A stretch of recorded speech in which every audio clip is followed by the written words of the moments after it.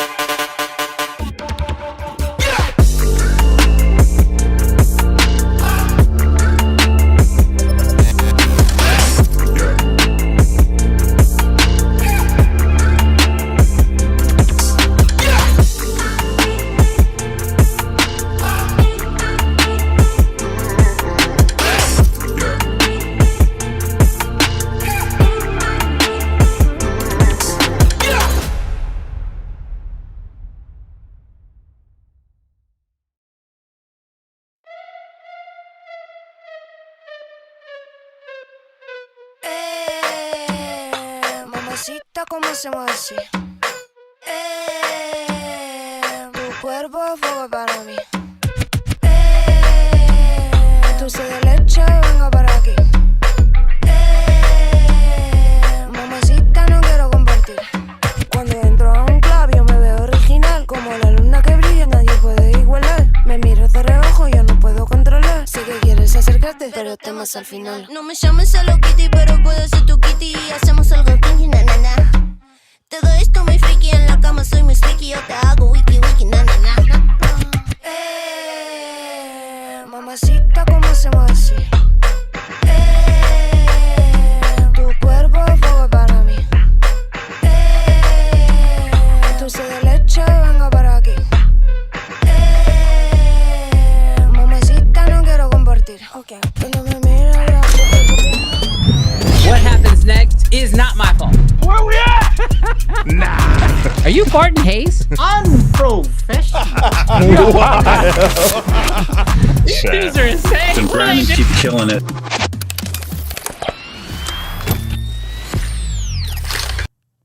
Yo, what's good, Creative Fam? What's good? Sony Alpha Males. Y'all better make some noise on this one. Males? Alpha Males in the building. Lights, camera, action. Yeah, we back again. Talking about the latest gear. Bring your friends. Sony gang. Pull up. Canaan fan people too. Black Magic Mafia. Tell me what you shoot, fool. We got red users flexing, Lumix gang in the chat, Nikon in the cut. Yeah, we steady making Stacks on sacks. We breaking it down, no filter. Tell the rip from height if the camera ain't fire. We ain't giving it no likes. NAB. New drive. Cine Cam. Who's high? Black Magic. Price drop. Man, that's a Jackpot. firmware update. Updates. Leaks and the rumors. Who got the best shot? Creative and the movers. Look, this is Uncensored, real talk, no cap. Live every week, yeah, my fam got my back. See if it connect, man, you know where it's at. So grab your popcorn, hit subscribe, and let's chat. Let's go. Woo! Sony gang. Did y'all shout it out? Did y'all shout it out when we got to that part? I hope y'all did. Cause man, bro, they taking some shots today. Are you an alpha male? I'm an alpha male. Today? Forever? Today. You're an alpha male today? I'm thirsty. We gon' I filled this cup up with the tears of every other brand. See, y'all thought I made a pre-order. Ooh, those Canon fan people tears. But Tastes good. But you can see who's sipping on that Sony juice. It's filled with the tears of my enemies. Tastes good. He be slurping up that Sony juice.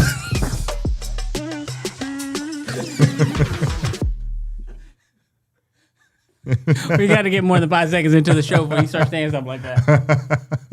The executives are still watching. I was kind of hoping you spit it out. That's what I was going for. That's crazy. That's crazy. That would have been a clip. That's crazy. Oh. That's nothing wrong with slurping. You're wild. That is the worst. Approved. Not approved. Pause. My intrusive thoughts. That's great. I'm slurping on some Dr. Pepper. Wow. That's wild, bro. Wow. Okay. Wild. What's good, Creative Fam? Brandon Washington here, your host of Uncensored with my co-host, Mr. Jarrell Peak. It is the week of Sony. The week of Sony. Before we get started, because we know what today's going to be about, let's fight a little bit. Jarrell wanted to ask this question to kick things off for the show. What is the best cinema camera now? As of today, the date is July 24th, 2026. What is the best cinema camera right now? Throw it in the chat. Now, There's only one answer. There's only one answer. I mean, I guess for each individual person, yes, they only have one answer. What are you trying to say? What do you think the best camera, the best cinema camera is? IMAX. What we talking about? The Odyssey came out. What we talking about? Nah. What are we talking about? Nah. Are we talking about something that people can afford? Nah, you're even if Did you watch the Odyssey? I did in IMAX. Is anything close? Honestly, Anything close? I'm gonna be honest with you. What that taught me was you could put an iPhone in Christopher Nolan's hands, he'll make a great movie out of it. But Like, did he choose an iPhone? No. Because he wanted to charge us more to go see it in 70 minutes. What are we talking about? No, I know. I will say it was beautiful. Should we come down to what the poor men can afford? I want to go to what the chat has to say. Chat, what do y'all think? Oh, crap. My bad. I got the wrong button set up for today. Let me, boom. Let's see. Chat, what are y'all saying is the best cinema camera? Damn, Cam, I hate you as a person. Did you see that? Yes. You're a little late to the... I am late on the deal. All right, we're gonna scroll. Let's see. Pixis 12K? 2 of them? The For GOAT. Pixis 12Ks? Really? The GOAT. That's really what y'all think? The GOAT. Y'all lying. C50? You lying, but I appreciate it. He'll take that lie. FX5? I figured we get a couple of these. You know, y'all period. drunk. Y'all ain't never even touched it. But nah, And it's the GOAT. nah, it's the GOAT. What did you say when what was it? Was the R5 Mark II? You were like, No, the R6V. camera of the year. Oh, yeah, Had yeah. never even used it. Yeah, never even used it. I didn't need to. You Prophetic. You can't get Prophetic. Okay. Prophetic. Okay, we got some actual attenders here. Ari Alexa Mini. I put that on there. I Yep. put that up there. Yep. GoPro Hero 3. You wildin', Will. You wildin'. Another FX5 on the list. You know, they are very happy. Now, of all the cinema cameras that I have not shot with that I want to shoot with, this is definitely at the top of my list right now. The 35. Alexa 35. Beautiful. Beautiful colors. Great camera. Want to 13 definitely use it. 13 Raptor stops. X. Now we talking. Ricardo knows how to get his comment up on the show. Ricardo knows what's what. I appreciate that, Ricardo. That's for me. I take that. Ooh. Let's see. Regardless of price, are we talking or are we buying, bro? We just talking right now. Because ain't nobody buying no IMAX. You can't even buy an IMAX camera. Can't even buy it. Well, I'm surprised, bro. We getting quite a few Pixis 12Ks. Yeah, remember when they freaking mopped us? Yeah. We got some Black Magic people up in here. That Black Magic gang. Yeah, no, they That mafia. yeah. They say IMAX ain't got that X-OCN, bro. I told you. Did I not tell you right before the stream? These Sony fan people, Sony gang, they are going to be ecstatic about that RAW. That's what they're gonna care. That's what they're gonna talk about. Everything gonna survive or die on that right there. Raptor XE. We'll take the E off. That's good. But you close. You real close. I'm with you. I like that. That's a good take. That's just what he got. Bro, another Pixis 12K. Full workflow recording, exporting, pricing, flexibility, versatility. Nah, they have to like reassure themselves. They got to keep saying their own name over and over again. Nah, I To don't know. remember, It's to different remember. people though. I know. Burano, no. I mean, Wow. it's overpriced today. Wow. So no prices. Are you picking the FX5 or are you taking the Burano? Neither. Don't lie. Neither. Not lie. Wait, Two you mean cameras are on the between the table. two? With 2 cameras on the table. Yeah. Which one you picking up to shoot? I can walk away for free? Nah, for free to shoot on. What am I shooting? I don't know. I'm probably taking the Burano. You're taking the Burano. Goddamn. I'm definitely gonna take the Burano. It's complete. It's pretty dang set It's up. complete. Matt coming in with the super chat. I gotta set up those super chat Yes. deals. My bad, y'all. Mac, I'll get you set up for next week. Even though I ordered the FX5, I haven't shot with it, so I don't think we can say it's the best yet. But I'm being logical on the wrong channel. Mac, we're like on the same level, except you sold your Canon stuff. We think the same way. I'm excited for you for the FX5 But you done messed up. Hey, Ron. You have lost your respect for your opinion from Jarrell once he sold your Canon stuff. So like, I still respect while him. While he can condone what you say, he doesn't respect you as a person. Max got a dope Instagram account. Super dope. What is that? High quality. I respect him as a person, not his Instagram account. no, I'm saying I respect him. He done messed up, but I respect him. Yeah, smart people do dumb things all the time. He said, Baran, no. Well, hold on. He says, I didn't sell all of it. Oh, so he got sister wives. Well, I got two other people, in case y'all didn't know. Super excited for today's episode because I actually brought in two additional guests, and we might have a third one joining, but you know, he's got ADHD.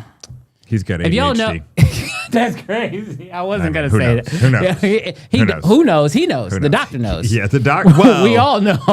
We'll see. If Whether or not he makes it on the show is up to him at this point. But we do have two guys who are on the show today who each have gotten firsthand experience with the FX5.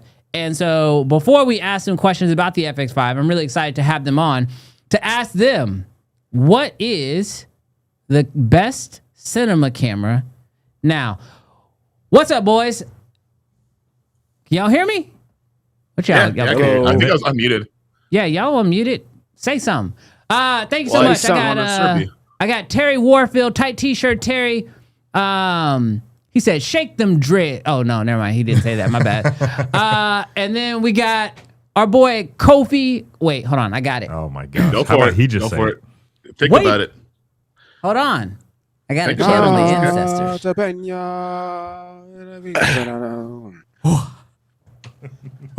What is happening? I'm doing the thing when they come to the thing, you know, the thing. Massa! Yes, thank you, my dog. Massa. Massa. I'm not doing that again. I will not be doing that Kofi again. Yeboah. That's on the internet We forever, should all just Kofi. do this right now. Kofi It is. Yeboah. Uncle Kofi. Gosh, that's crazy. Come on, You feel better Jarrell. now? Kofi, yeah, Jarrell, come on. hold on. Win. Come on. Hold on. Jarrell, come on. It's an easy race when it's No, against no. you. Put your arms up. Oh, Jarrell. yeah. It's the blackest thing we've ever done on the show. Yeah. Damn. We shoot cannon. That's blacker. Oh my No, God. that's the opposite. Nope. Don't lie. Calm Okay. down. I know. Calm no, down. Kofi, be real. Try autofocus As after a 8 p.m. and come back to me. As a melanated person. This is crazy. This went so hard. But were you a cannon shooter? Was I a cannon shooter? Yeah. I was, and Okay. I left. Terry? No. Never? They've Are you- sent me are you owners before, but I've never been like an official Canon shooter. No. Dang, that's crazy. Well, you're left out. I had of an the party. R5 and C70, and I got out when I could. We're Put your cannon arms shooter. down. What do you mean we? Don't just be talking for me, Tell me your storied history of cannon. How many? bro. I shot with everything. Through the ages? I shot with everything. You shot with more cannon than anything. It's just because that's what I could afford. I would love to shoot Canon if they had more than 2 freaking lenses. Whoa, Why you hold on. lying? Why you lying? Hold on. Why you lying? Don't come on this show with that BS. You all lie. right? There's a lot of reasons to be mad at Canon, but we gonna have to keep it a buck. All right, they do got some. Now, if you said that they had more than 2 affordable lenses, That ain't even true. now Get your paper we up. talking. Get Now your we paper talking. up. Get your paper Jarrell up. will tell you just don't be broke, but that's a you issue. Nah. You just said get your paper up. That's literally the same thing. Well, yeah, you got to have more than $100 in your bank account. Okay, you were wild. Got more than $2,000 in your bank account. You're wild. Hold on, let me grab these super chats that just came Does through. anybody have $100,000 I could borrow? We are not. We're Terry, I know not. a guy. We're not. Terry, I know a guy if you need it. That's crazy that he Just said that. just make sure you're set. He knows a specific guy. That's crazy. Kobe already sent out messages. Okay. Hey, I don't have an Ari Alexa money. now, but there'll be signs. Free money. Oh, this shit is about to be Super All right, chat, all right, super hold chat. on. Super Super chat. chat. Super chats came in. Super chats. We got a super chat from Yambiua. Yeboah. Kofi, pronounce this. What? I have no idea what that says. Yeboah Media says everyone is live with LeBron James, but I'm here getting my FX5 juice raw. That's in comparison, it's the best part of the FX5. I read it in a way, that made sense. Where's LeBron going? 76ers. No. Oh, you lying. He just announced it, 76ers. No. Is he actually? Like right now? Did you check it? Dang. Is it AI? If it don't pop Nah, up it could on be AI. ESPN, Terry, suing. I'm not the most reliable source. You be falling for them AI articles. Oh, He's shit, going to TMZ. Philly. I'm over here sipping. No. on that. LeBron is going to Philly. TMZ. ESPN. I guess we Phillies fans. That's crazy. Bro, I can use a cheesesteak. That's a diabolical team. I'm over here sipping that FX5 tea. That's why I'm acting like this. Hey, welcome to Terry said he keep that thing on him. to everybody who's trying to figure out what team you're gonna be cheering for next year. It's 76ers. All right. It's given CB4. All right, so let's all right, both of y'all. Need you to answer the question of the day. Terry, we'll go with you first. What is FX5, gang? crazy? Sony is right off camera with the sun to the back of his head. That's crazy. No, to be honest, most of y'all know I'm not like a real filmmaker. I only film like leaves in my backyard at 120 frames a second. Somebody said turn my mic level up. Sorry. Maybe that's better. There you go. All right. That sounds better. All right, great. So the only real cinema cameras I've ever used were the Pixis, FX6, and that's it. So I'm going to say FX5. Hey, you know what? I appreciate the honesty. Seriously. Yeah. Cause never mind. I'm gonna leave that guy alone. Kofi. I haven't used a lot, Terry. Kofi, you've used everything under the sun, but a lot of Sony. And you had a phone call before this stream happened too. So tell us, what do you think is the best cinema camera out right now? 10 toes. F a brand deal. The Ursa Cine 12K still. Ursa Cine 12K. Okay. Why? Because by the metrics of what people will use a cinema camera for, Nah, stop talking about other people. We're talking about you, dog. which is the same thing. Those are synonymous statements. The Ursa Cine 12K would give those things to you because most of the complaints about the FX5 is I think people are realizing that it has everything inside of it that would be a cinema camera, but it's in an FX3 body, where an Ursa Cine 12K would be a cinema body. And it's just faster readouts in the Pixis with built-in NDs. So it would have otherwise been the Pixis 12K, but Okay. Drill. Raptor X. I haven't used everything. Raptor X, KX, Komodo, C70, C400. That's it. But Raptor X. So I'm gonna cheat because it's my show and I can do whatever the hell I want. I'm gonna say most practical usability, best cinema camera, Raptor X, hands down.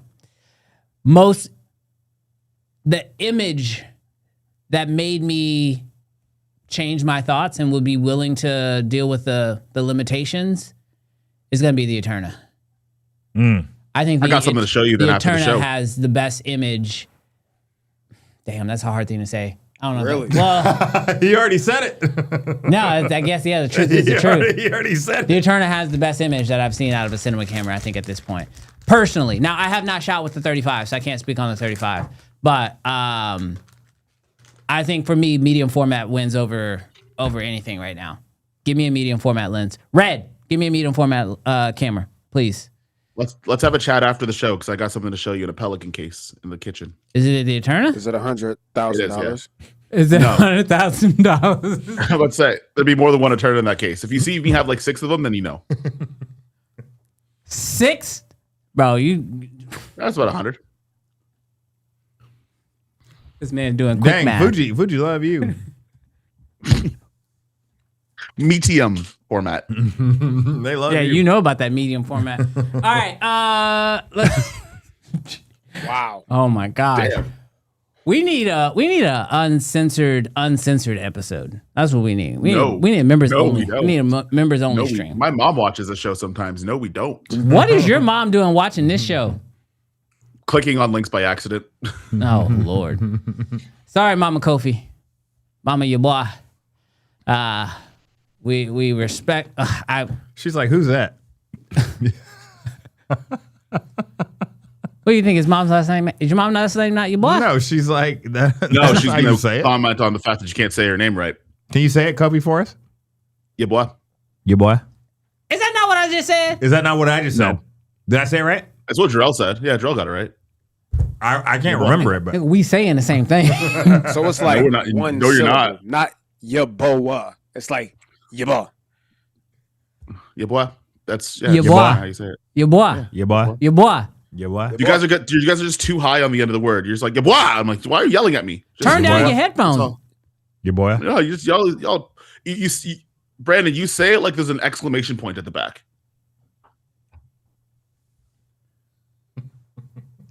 I don't think this man can hear. I can hear you. Yeboah. That's better. Well, it looks like we successfully That's not what you wasted said the first. 30 That's minutes. not what you said the first 200 times you said it. I'm saying the same thing. Chat, let him If you know. say so. I'm saying the same thing. He's wrong. Okay. He's wrong about how I'm saying his name. Thank you. Chat, no. We appreciate you. All right. It is time. It is time to hop into our news stories of the day. Now, if y'all if somehow we're living under a rock this week, we are excited that it is official. No more rumors. No more leaks. The Sony FX5 is here. Now, this camera is probably one of the only cameras that I've seen in maybe some of the Canon stuff that was leaked to death. Yeah. I mean, we had dang near full images of the camera. Thanks to AI, we were able to fix images to see stuff a little bit better. Almost all the specs were leaked. Literally, the only thing that wasn't really leaked was the price. But even then, we kind of had an idea of what the price was going to be. Yeah. The accessories dropped with the camera as well. And so let's go through a couple of the highlight features on this camera in case you missed it, because we are going to be talking about our initial thoughts on this camera. So first off, this camera is a 5K open gate camera. This is Sony's first sub $25,000 open gate camera that they've released on the market, which has a lot of people pretty excited. Also, it is a 16.6 megapixel fully stacked sensor. It can shoot at 4K up to 120 frames per second and 5K up to 60 frames per second. But we've been told coming with a software update, those numbers are going to double. So as of today, we are not talking about 5K 120, all right? But that's coming with a software update. We just don't have an actual time and date on when that's actually going to drop. This camera is a part of the cinema line in a way that I think a lot of us wanted the FX3 to be a part of the cinema line, but this camera is fully cinema, down to the menus, down to the use cases, and of course, for the first time in a camera of this price point for Sony, it has RAW built in. Another nice feature that they've added to this is not a dual, but a triple base ISO. Those ISOs are 400, 4000, and then 12,800. So if you're used to the FX3, now you have another base that sits in the middle that cleans up really nice. So you don't have to crank your ISO all the way up to 12,800. And this is a dual gain sensor as well. So this means that you can actually put it in dual gain mode in order to get yourself about an extra stop in the shadows, about a stop and a half in the shadows. However, this does impede on the readout speeds of the sensor. So just be aware, you will potentially add a little jello if you choose to do this. You can buy the camera body only for a insane price that we did not expect to be this low, for $4,898. However, you can get it for about $5,500 with the XLR attachment. And then the EVF is what, $700, $800, something like that. And so there is an EVF option on this camera as well. And then, of course, this camera is right now, from what I'm seeing online, selling like hotcakes. So I think I don't know if this is like public information, but this is what I've seen online, so it could be wrong. This is just the internet. Sources are saying that the camera will start shipping as early as mid to late August, which is pretty fast, I think, for a Sony camera. Now, how many units they're going to ship on day one versus if you're going to be a part of the second, third, or fourth wave, we'll have to see. But all of this, most of it we knew was coming. Gentlemen, you both have now had the camera. Kofi, you've had it for a little over a week.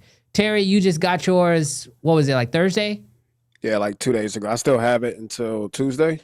All right, so Terry, yours is you're a little bit newer with it, so we'll start with Kofi, and then we'll kind of talk about it. You know, what are your initial thoughts on the camera? Let's not compare it to anything yet, but just on the camera, the specs that they offer, maybe even the price point where it currently sits.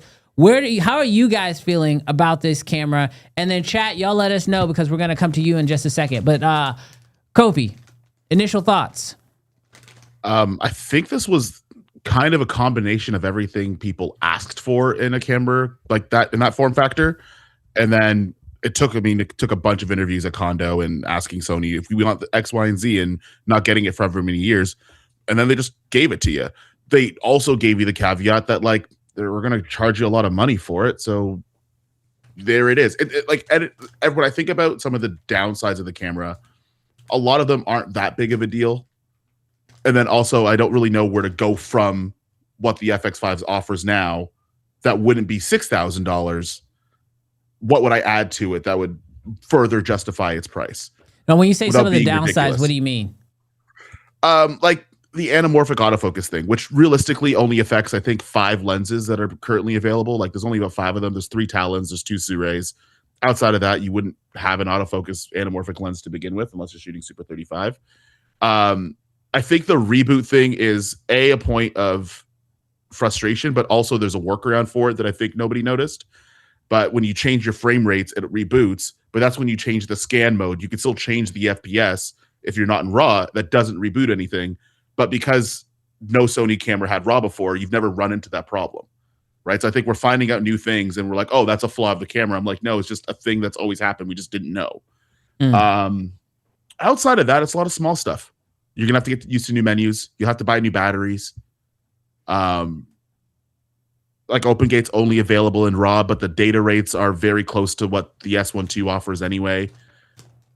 That kind of stuff. I'm gonna tell you, there's nothing that's like glaring. Kofi is a YouTuber's YouTuber. You know why? Why? Because when I asked this man what is his initial thoughts on the camera, he went straight to defense mode. Here's all the negative things I've been hearing on the internet, and I'm gonna defend why they're good. Not saying I started with the positive. Hang on, but like, are you excited about? Like, you're like, they gave us. Yes, what we damn asked it. For. Are you actually excited about the camera? camera? I said it's Kofi, yes, real question. What's Are up? you talking? Or are you buying? It's too early. But are you that excited to buy? I pre-ordered 2. You keeping it? Yes, You pre-ordered 2. I pre-ordered 2. Oh, you pre-ordered 2. Dang. Yes, That's that $100,000. He's buying, No, it's bro. You're crazy. Dang, he buying 2?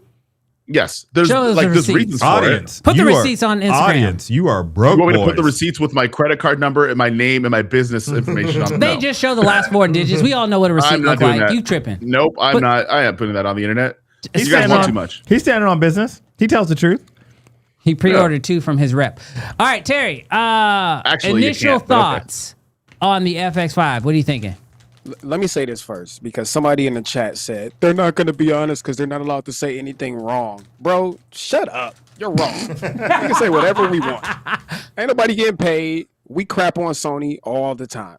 I dogged on the FX2 for an hour. So did I.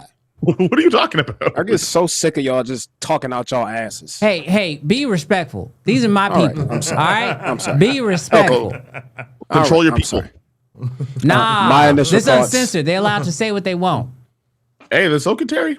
My initial thoughts, I am 100% buying one as soon as are Sony discounts available. Okay, throwing that out there. Keep it a buck. Appreciate I think that. it's Friends and I family. think it's fantastic, bro. It's not perfect, but for people who want to be in the Sony ecosystem, number one, I think this camera is a dream come true, in spite of its flaws, which every freaking camera is flawed, so it's not perfect. But I just think for the price, like everything that Sony users asked for, you got it. So it's just like it sets the bar for me. Now, is it the most powerful camera out there? I still think the Lumix S12 dollar for dollar is the best camera out. But for people who want to shoot Sony, I think the stuff that they added in this camera, some of it is game changing, like triple base ISO, dual gain, freaking the 4-way axis screen, the new menus, just all of it as a total package. I think it's fantastic, especially for the price. I was expecting this to be at least like $6,000. Well, you and a few others. We have Tristan who's been in the chat, and he's been saying he was ready to spend $55,000 to $6,000 on this camera, which I'll be honest, without built-in NDs, that was going to be a hard push for me. But I think under $5,000 is kind of a sweet spot. I said it needed to feel less expensive than it really was, and I feel like $4,899 doesn't even feel like that, like $5,000.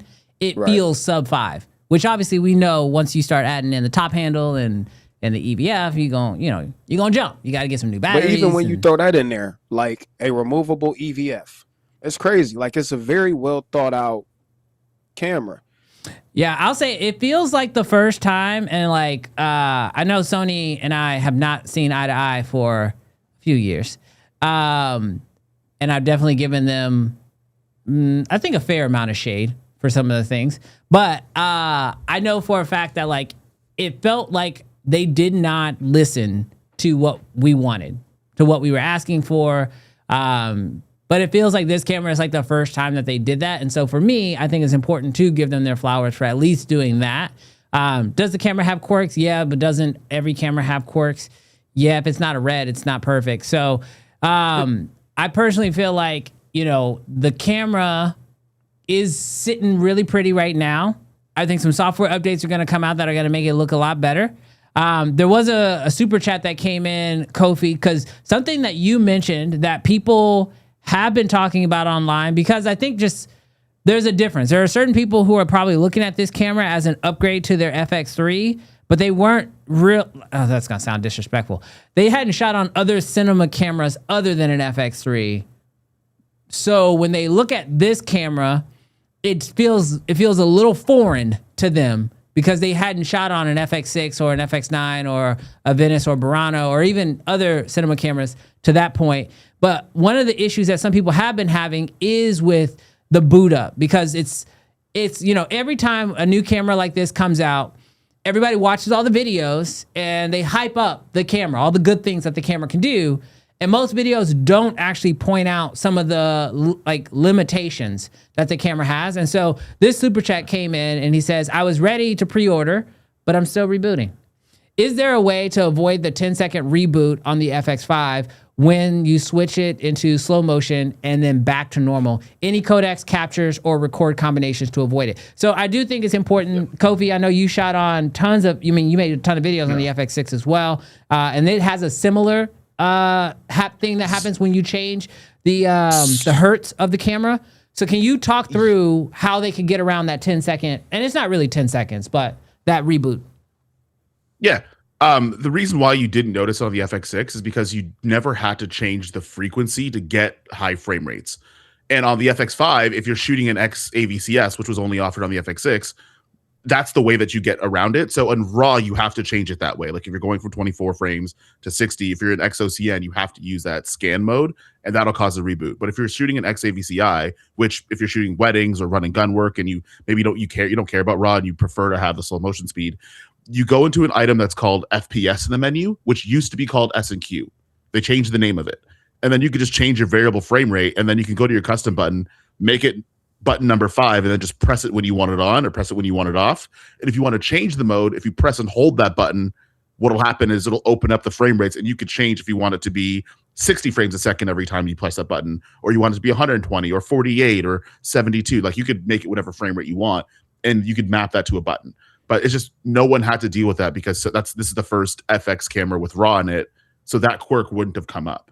Now, does this will this bake the slow motion in the file, or are you still able to slow it, or is it going to be coming out of the camera regular speed? So I brought it back beforehand, but if you're using FPS mode, it should bake it into the file. So I don't know if all of them have audio because I didn't have time to try it. I brought it back today. So Terry, I mean, if you have time, Well, I didn't, but Philip Bloom showed it in his video. So the S&Q mode, it embeds the slow motion into the file with no audio. Mm-hmm. And if you pick just regular high FPS, then yes, you still get audio. You just have to slow it down in post. Yeah. So you have choices. Okay. I mean, I've never been a huge I'm not a huge fan of like baking in the slow motion in camera. Me either. I prefer to just do it in post. I know not everybody loves that because the shutter speed is, little cranked at that point.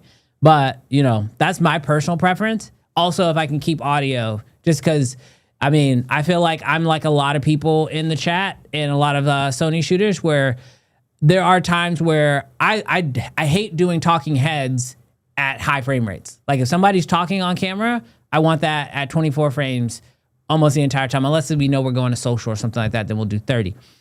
But what I do is that if I am going to shoot some B-roll, especially if I'm handheld and I'm like dealing with like a camera that's like maybe doesn't have the best IBIS, then I will like to map a quick button to be able to go high speed if we're moving quick like in a documentary, just so we have that option later on in post. So I understand the frustration here. I think the biggest thing that most people are going to have to decide is this is more so an issue when you're shooting in RAW, which if you're going to choose to shoot in RAW, then you're kind of also making the decision that like this project is a bit more important, so I probably need to slow down and be ready for those reboot times versus if I am going to just be running and gunning, I'm going to probably go with, XAVC. It'll also give me some slightly smaller file sizes, and it's going to allow me to like, be able to whip through, especially if I'm just shooting like a doc or something for social or digital or something like that.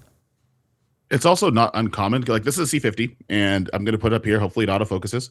What are you shooting on right now? What camera are you using for the live stream? This is the S1 II. But if I click that, it reboots too. Like when you change the scan modes in most cameras, they'll reboot. On the Blackmagic cameras, if you change your resolution, it'll reboot, depending on if you're going from 12K to 8. Arri Alexas do it when you change your aspect ratio modes in some cases too. Like all of them do it. All right, chat. I need y'all to go ahead and sound off on your initial opinions on this camera. I'm going to pull up here a couple of them right now, so make sure you put in your chat. If you already put it in there, throw it in again because y'all are chatting a lot and I can't keep up with them. So throw them in there. But let's go to the residential Sony hater. The Canon fan people's people. Mr. Peak. My initial thoughts? What are you thinking? Yeah, it's a dope camera.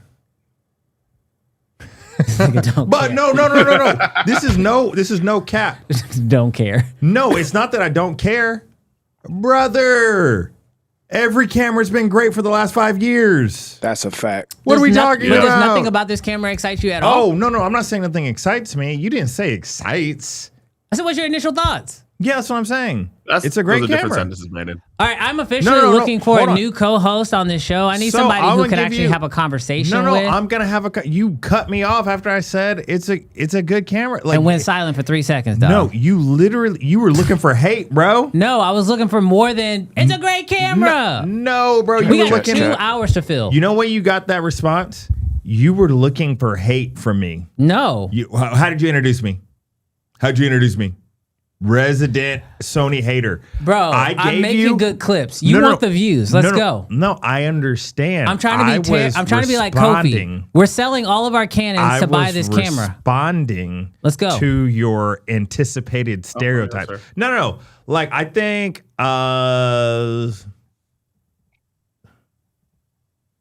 is there anything specifically that excites me about this camera? No, but I think it's a great camera.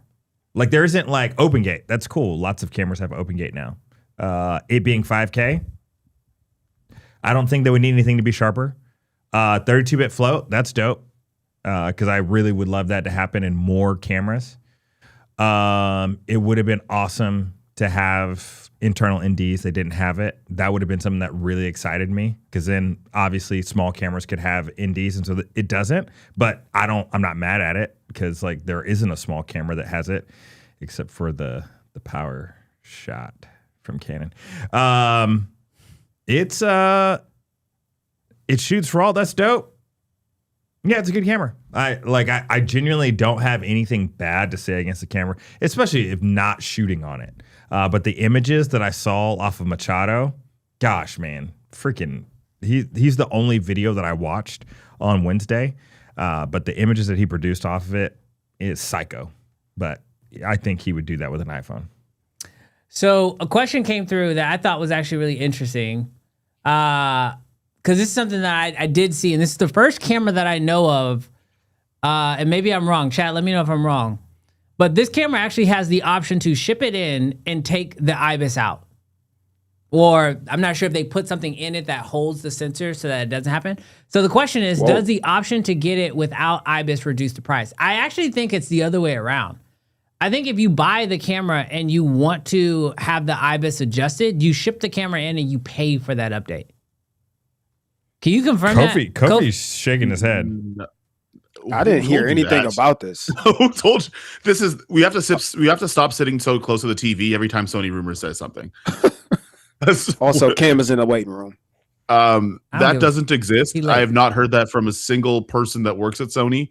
I have phone conversations with them pretty frequently since the camera's been coming out. Not heard that once. Okay, well, go find out. I'm looking, and there's nothing on there's no confirmed source on the internet that's saying it. It doesn't exist, I don't think. All right, this is from Mr. Nolan himself, Mr. 70 millimeter, the IMAX exec. Super chat came in. He said, having 350 megabyte per second internal RAW is the best feature of the camera and will kill the ZR, in my opinion. I mean, as a residential ZR fanboy here, it's not looking good. Oh, apparently CVP said you could take the IBIS out. I've not heard this. Armando said it too. I've never heard of this before. So maybe I can be wrong. That's fine. I'm an adult. Man, he stood 10 toes. He said, "Get away from the TV," and I was like, "Well, I could be wrong." You're like the kids that stood in front of the microwave, back in your brain. So I do feel like RAW codecs in cameras, not through the HDMI, is a big win for a camera. Yeah. And how you handle it, like I feel like maybe 6 months. When did the ZR come out? End of October last year. Like having RAW in a camera of that size was groundbreaking. But now with the cost of data, RAW doesn't mean anything if the file sizes are too massive. Yeah. Because we literally just can't keep up with them. So I think getting to a place of really good quality compressed RAW is going to be the next frontier. And I do think that Sony, like that to me is the one reason why I'm actually interested in this camera.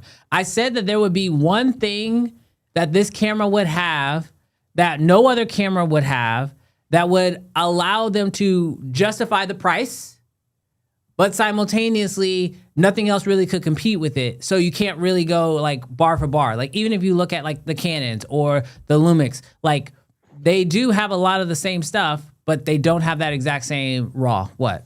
I need to address somebody in the comments. Why? Can you go up to Gene Cam 2? I don't even know where he's at. I'll read it for you. It says, Jarrell is having a hard time eating his words. What words? What are we talking about? I will say this very quickly and succinctly. Did I ever say that the FX5 or the FX3 was going to be a bad camera? Did I ever say it was going to have bad image quality in those things? No, absolutely not. Never said anything like that. I always, and I will stand 10 toes on business. I cannot wait for Yeboah to put out his C50 FX5 comparison, because what it will come down to for me, and I think for every single person that cares more about the money that's in their pockets than the money that's going out of their pockets, is how good the camera will be compared to how much it's going to cost you, and is there something else on the market that is going to be more effective at getting you the image that you want? Ain't no words on Jarrell, it business. might hurt your feelings. What'd you say? And I'm fine if the C50 isn't as hurt good. your feelings. I'm fine if the C50 is not as good. I can take that too. I'm just saying, like, ain't nobody standing down. It's not that part, but we'll talk about it later if we want to. Yeah. Well, actually, let's we got Mr. ADHD himself chilling. Okay. I see that he is ready. I What'd you say? asked the project manager from the FX line to see about that whole IBIS thing. I don't think any of us heard of it. What did so what do you think? CBP just made it up or what? I have no idea. We'll take out Travis. Send us the camera. Send us the camera. For Cam, if you have the $2,000. answer, let me know. Hold on, let me grab this quick super chat that just came through, and then we'll go to Cam. So it says, traveling to Asia with the ZR, and I love it, but honestly, just got the DJI 4P and want to downsize more than get more gear. Went back to the US doing client work. FX5, maybe. Look, Terry, you got the 4P, right? What 4P? Yeah. What 4P? It doesn't exist. What are you talking about? They released a video. It exists. No, if the embargo exists, hasn't the lifted, it 4P doesn't right exist. now. If What are the you talking embargo's about? not lifted, doesn't exist. If the embargo hasn't lifted, it doesn't exist. DJI Well, it does released their exist. own We're video. just What not are we allowed talking to about? say Are certain we things under into embargo? it, Although I'm the joking. entire world knows already. Are I'm we joking. under embargo? God, y'all are so angry. I was joking. Jesus. Kobe, we don't trust duh. you. And I don't want to tell the audience why. That's crazy. Well, we don't That's fine. trust you. That's You don't have $100,000. You don't have anything to worry about. Kobe, No, don't you even- lifted don't your even trust. put your You finger know up. what? This is a dysfunctional show today. What are you talking about? We doing a great Kofi job. and We're Tom. doing a great job. I gotta say, I mean, so while I 100% am in agreement with this super chat that came in, because I've been having sort of the same feelings. Like I just got the Insta360 Luna in, and the small cameras are getting really good. Like there was like a time when mirrorless cameras started getting to cinema camera quality, right? And like I remember it was like A7S3 time period. 1DX Mark II was doing some really good stuff back then. Like there was like a time where we saw like a huge jump. Even Lumix was doing good things before people were even looking at them. I feel like we're about to go through that same renaissance with these pocket cameras. And like I know, Terry, you've been putting out some stuff on the Luna and on the 4P, and obviously they both have their own quirks. They both have their own little issues. Luna, obviously, we're waiting on some software updates to make that one better. The 4P is having like a release crisis. It's like, oh, we're out, but we're not out. But we gave it to creators, but there's still embargo. But there's a commercial. Like I saw DJI's commercial, like announcing, oh, we're gonna announce the 4P, and I was like, did they not already do that? I was super confused. But I do think that the DJI 4P is a solid camera, and I think a lot of people are going to be wanting to downsize, which I think is why the FX5 is so special. Once they figure out built-in NDs and a camera that size, I think that form factor will be diabolical, and nobody will even come close to it. We won't even want bigger cameras. But Terry, I'll let you quickly touch on the 4P. What's been your experience with it, and do you think it's good enough for people to really consider as like possibly even one of their main cameras in rotation, not just like a vloggy family camera? All right, so a couple things. I don't know if y'all heard about this. Extra is now on the chopping block too, which is DJI's shell company. So they're refunding deposits on the Muse 2 Pro. Oh, Canada. But home. with that said, I've actually been using the 4P and the Luna to shoot YouTube videos. Me and Cam shot a video in New York with the Pocket 3, and not one person in the chat was like, yo, you didn't use a full-size mirrorless camera or anything like that. So in my opinion, like unless it's something like that I just dedicated want the best quality footage, it's good enough. And the convenience of taking these small tiny cameras, safety wise, sometimes I hate going out with bigger setups just because people be watching, you know what I'm saying? So I'm starting to lean more towards the pocket cameras for my videos, and the image quality is way more than good enough, especially out of the 4P. The image out of the 4P is wild. Yeah, I saw a side by side with the 4P, and granted it was a ZVE1, but still it's a good camera. And depth, like shallow depth of field, frame looked exactly the same. I mean, the ZVE1 had a little bit more, but not by much. I've seen Cam has it too, but I've sent him screenshots of B-roll I shot with the 4P of the Luna, and he was like, "Bro, it's no way that you shot that on the 4P." I'm like, "Yeah, I did, bro. That 3x camera on there is wild." Yeah. So, all right. Well, speaking of other cameras, we are here for the FX5, so we'll get back on topic. But we're gonna bring up our good friend. What? You know you can buy this on Temu. What? The 4P. Right now? Get it shipped to. That's crazy. It's gonna be the P4 hack. We're gonna get in the Nosmo Pocket 4P. Dude, it's gotta look legit. All right, so Mr. Cam Mackey, welcome to the show. Oh no. Oh God. There goes the neighborhood. Why your colors look so green? Because my windows have a natural green tint.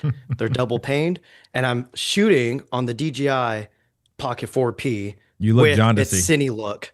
It's built-in cine look. They got lamps for that. But anyways, y'all got me feeling like Donald Trump. I'm about to pass out over here waiting in this waiting room. There's a clip in my video where I go from the DJI Pocket 4P to the Sony, and you don't see a huge difference. It's kind of wild. It's a real quick little insert in my FX5 video. I saw it. For the IBIS, I was at a IMAX screening for Gareth Edwards' film he did for the FX5. I spoke to, you guys all probably know who he is. I won't say his name because I don't know if he wants me to say it. But I asked him about the IBIS thing. That is a service. You can set it into Sony and they will lock up the IBIS for you. And it's irreversible. So you can't, once you do it, it's done. But they said that people were already doing that on the third-party market, and it was kind of like frying the cameras. So they can now professionally do it for you. Cam, so I don't know if this is like where did they insider. announce this at? I don't know, because some other people in the embargo call said they were told about it too. I was like, I wasn't told about that. So this might be some insider stuff that we're not supposed to be talking about, like for Hollywood DPs and stuff. I don't know, but we're talking about it. I mean, all three of us were on the same call too, so it was like, well, nothing news to me.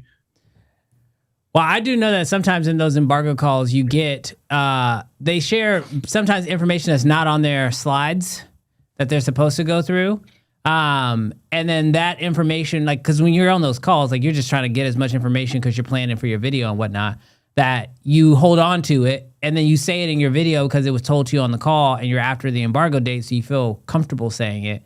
But I mean, regardless if Sony officially comes out and says it or not, either they'll ignore all of this or they will be more than happy to take your money to alter your camera a bit more.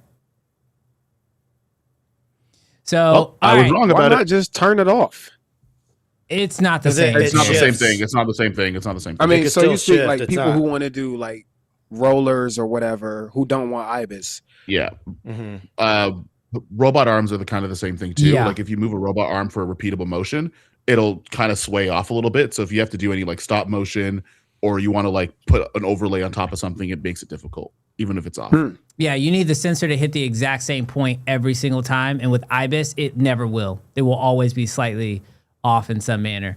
But all right, let's go ahead and Cam, I will quickly ask you, because you showed up late. Tell everybody your initial thoughts really quick on the FX5 before we hop into how this camera stacks up against the rest of the market. Because to me, I think that's a very interesting conversation, but let's get your initial take on the FX5 since you had it for a little over a week. I left Sony originally because no open gate, no cinema features, where Lumix had all of that. But now we have it all now. We have the open gate, we have the full cinema features. But more importantly, as B Wash and I will agree, the RAW is like the main hero here. I was pretty excited to use it. And then once I graded the footage, we were on the road and I had Jericho take over on driving so I could test out the footage. I was like, oh shit. Like the first time I tried the Komodo X and got excited and inspired me to like just want to go film stuff, not even talk about the camera. that's what happened with this camera too. And that's the last time I felt that. So even, seeing the screening with Gareth Edwards, him and Mark Bone were saying, like, we don't have any more excuses. Like, this thing does it all. Granted, it's not perfect. There's a handful of few, like, smaller things that they fix to just make it even better. But even seeing, again, it was IMAX headquarters on their main screen playing this FX5 footage that he shot on his vintage Kawa lenses. It looked great. Like, the first 10 seconds, I was focusing on quality. The next thing you know, it was good. So I just stopped paying attention to that. So it's like, it's the real deal. Well, my question is, because the unique element that we have, I think, on this show right now is that I've got a group of people who have probably shot with the most variety of cameras out on the market. We've got Canon shooters here, Red shooters, Nikon shooters, Lumix shooters. Like, at this point, most of the people on this on here, I would say, are pretty camera brand agnostic. So we'll go around the horn. Terry, when you look at what the FX5 is doing and how it's stacking up onto the market based off some of the cameras that you have used, is it really doing anything that crazy? Because it's obviously easy to get caught up in the hype when it initially comes out. But, like, how is the FX5 really stacking up against things like your S1 II? Okay, so I think this is a great question, and I think I think he changed his name live. He did make a good comment saying, did Sony really innovate here, or are they playing catch up? So, and Mike usually just talking trash too, so that's rare for a good comment. Yeah, we got a couple trolls in the chat. I ain't gonna lie, there's a couple trolls in the chat. I think it's a mix of both, right? Because Sony users have never had this before. Sure, we've seen some of these features on other cameras. We've seen triple base ISO on other cameras, a DGO on other cameras. We've seen four-way flippy screens on other cameras, so on and so forth. But we've never had all of these things blended into a Sony camera. So I think for Sony users, and even people who aren't shooting Sony, it is a very compelling camera. It is at a high price point. Now, when you compare it to something like the S1 II, and this is the same thing people keep saying all over the internet, oh, the S1 II is half the price and has a lot of these features, which is very true. I stand on this ground on the internet everywhere. The S1 II, I'm using it right now for this live stream. Pound for pound, dollar for dollar, is overall the best camera out there, value-wise, right? But there's also things that the S1 II can't do. Like, if you're somebody who's not into cinema glass and all that stuff, you can't ignore the fact that Sony has the best freaking lens lineup out there, as well as the third-party lenses out there. They still have the best autofocus and all of that stuff. And then you add in this new RAW codec, you add in like everything that we wanted. I still think at the price point, it's going to be worth every freaking dollar. And that's just my opinion. Right, that's all right. I think everything you're saying is pretty spot on. I still look at, they are different systems. But Cam, we'll go to you next. When you look at how this camera stacks up against all the stuff that you use, and obviously we know you're a big the look of the camera, and I think that's one of the reasons why you and I like agree a lot when it comes to cameras. Like, we want to actually see the footage, see the frames. But also, anamorphic is really important to you and really important to a lot of filmmakers out there. How does this camera stack up for you with everything else that's on the market? ZR has kind of fallen off because Nikon's transparency with firmwares is just a mess. I still think if someone's on a budget, the Lumix S1 II is a better buy. My issue that started to arise with Lumix is purely lens options. I'm under a lot of NDAs for cool stuff coming out, and it's mostly all E-mount. Maybe L-mount will follow up, but there's like really annoying business BS behind the scenes on licensing and getting access to be able to, like just being fearful of lawsuits possibly. And this is across the board for all these lens mounts, even some stuff regarding E-mount. So for the end of the day, for me, it's like if Sony came out with the S1 II version that did everything the same, it'd still be enough for me to pick one up, purely just to have an E-mount version. So that's how I see the FX5 is. It's like a cinema version of the S1 II, but with E-mount and internal RAW. because S1 II has internal RAW, but it's ProRes, and I've always said ProRes RAW is like garbage. I do not like it. It doesn't feel like real RAW, you know, especially after owning Reds, using Reds on multiple bigger projects. Red RAW has always been the king. The FX5 RAW feels very similar to that, which that's why I was like, oh, I was not expecting this. So anyways, FX5 is basically the S1 II cinema version with E-mount with internal RAW. What about you, Kofi? That was a lot. I was trying to listen to Cam. I think in terms of stacking up against all the other cameras, it doesn't reinvent the wheels, but it gives it nice shiny metal rims. Because every category across the board is covered with the FX5, but it has a refinement into it that's not previously there. So yes, the S1 II can do 5.1K open gate, but it does it at 420. The FX5 can do it, but it does it in RAW.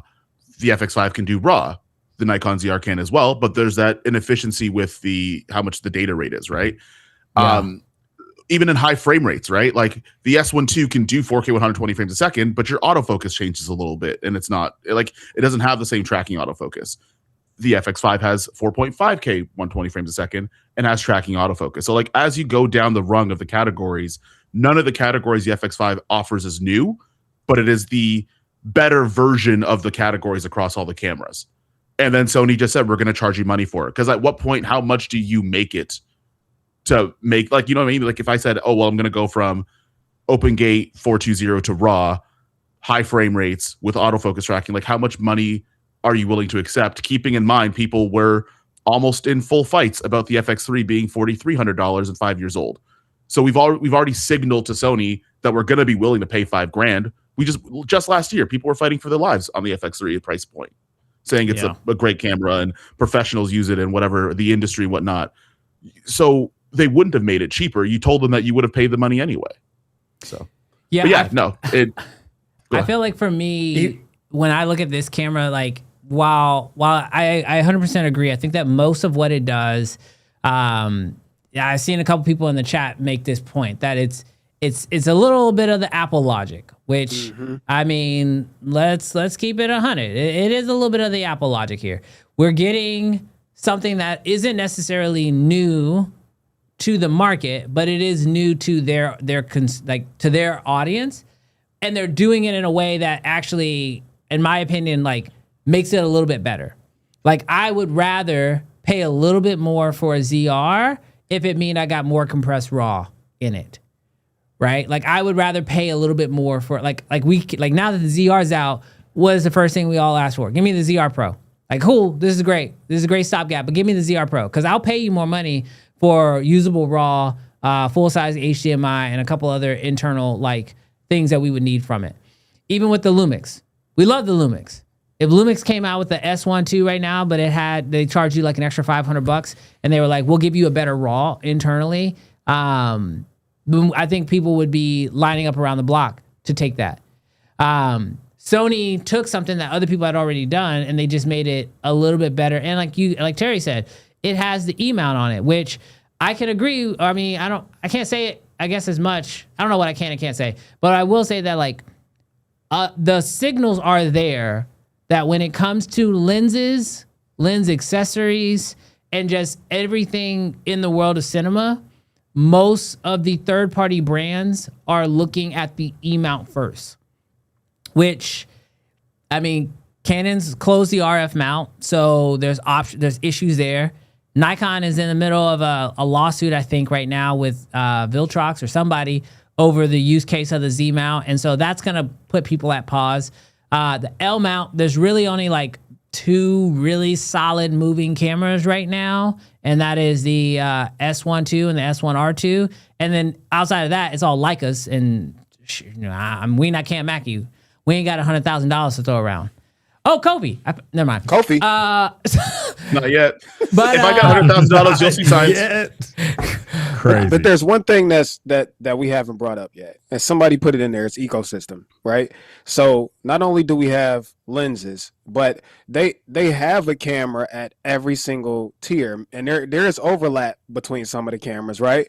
But they have the entire lineup So in case you ever need to go down or up, they have a solution for you, which may not be valuable to some people, but if I already am in the Sony ecosystem, like that's a huge thing. Yeah. Yeah, I feel like Yeah, for and me, what even- I'm looking for now, because I mean, I'll be very transparent. Like I make all the jokes or whatever. This camera is exciting. I want to shoot with this camera primarily because RAW to me is that is my feature in a camera. That's one of the reasons why I've stuck with Red for as long as I have, because I love their RAW codec. It's the number one reason why I considered the ZR. Full transparency. If the ZR did not have that R3D RAW in it, it would be a no-go for me. Like, I love everything else that the camera has, but that to me is the deal breaker.